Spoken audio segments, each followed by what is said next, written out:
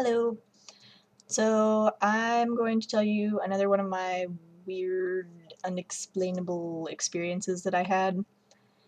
I've already run through this once. This is my second time doing this video, and I'm going to try and be more concise this time because I started rambling about the logistics of my bedroom a lot, and I don't think that's really important. So I'm going to try. No promises though.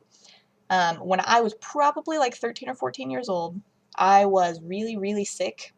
Um, and I can't remember exactly what was wrong with me. I'm pretty sure I had like a combination of sore throat, flu, all that nasty stuff, but I know I was running a really high fever. So I had gone up to my bedroom and was laying down, half sitting up because I couldn't like fully lay back, so I was kind of had a really good view of my room as I was laying there, and I was just kind of like my head was spinning and I'm laying there like, "Oh my God, I feel terrible." And all of a sudden strange stuff starts happening. And I have to explain two little things about my room so this makes sense. One, this lamp right here I had in my bedroom growing up as well. I've always had it.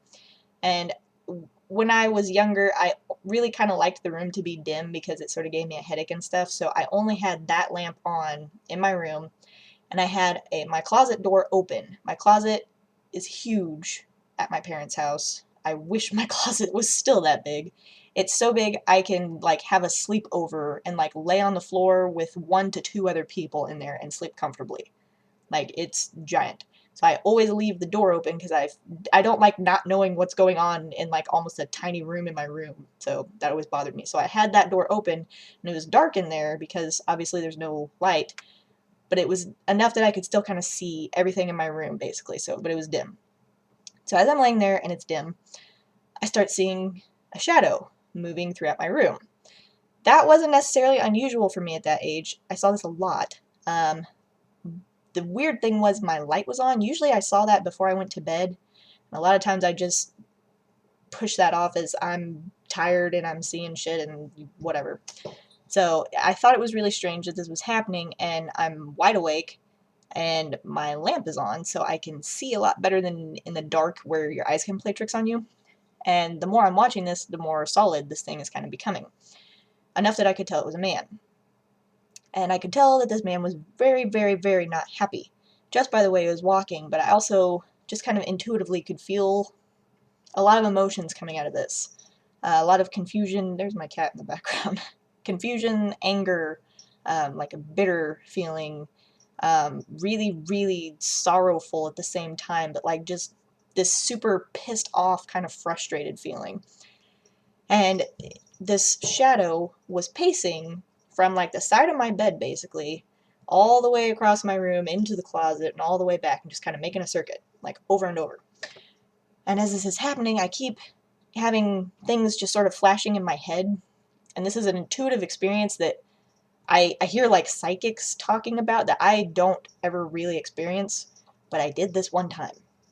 And I was laying there and I kept hearing the name Jason over and over, like just Jason in my head. Like every time I would start to think about something, it was like bam, it was there.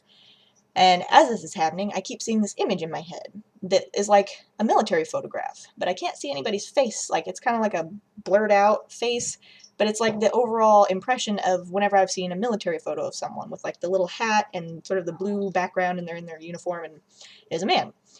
So I kept seeing that as well. And as this is happening, and I'm hearing this Jason over and over, I would like periodically hear this phone ring, and all of a sudden you would hear a gunshot, like really loud. And the first time that happened, I was like, oh my, like, whoa.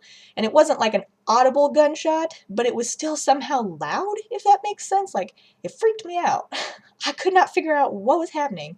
And I'm sick. So I'm like, oh my God, I'm going crazy. Like, I've got such a high fever that I've actually lost my mind. Like, it has boiled things in my brain. There's a problem. And I was freaking out, but I kept watching this. And this went on for a good 10 to 15 minutes of this experience. And then it just stopped. And I just kind of sat there for a while like, I don't know what's happening. I should probably tell my mom because either something weird's going on or maybe we should take me to the hospital. So I went downstairs, not feeling well, and I was still running a fever, like I felt not good. And I don't know if that contributed to my ability to sort of experience this. Maybe that opened me up to stuff that I wouldn't otherwise. I really don't know what that was about. But I started telling my mom about this, and I just thought it was a really weird thing. Like, to me, it was not super significant in the sense of it had meaning. It was a lot of things that to me did not make any sense, had no connection at all to each other. I thought I was going nuts. I started telling my mom this, and my mom kind of got a little mad for a second and was like really not like pissed at me or anything, but I could tell she was irritated. And she's like, how do you know this? And I'm like, what are you talking about? Like, I'm telling you, like, I just experienced this upstairs. Like, she's like, I had a cousin named Jason who died when I was younger, like your age.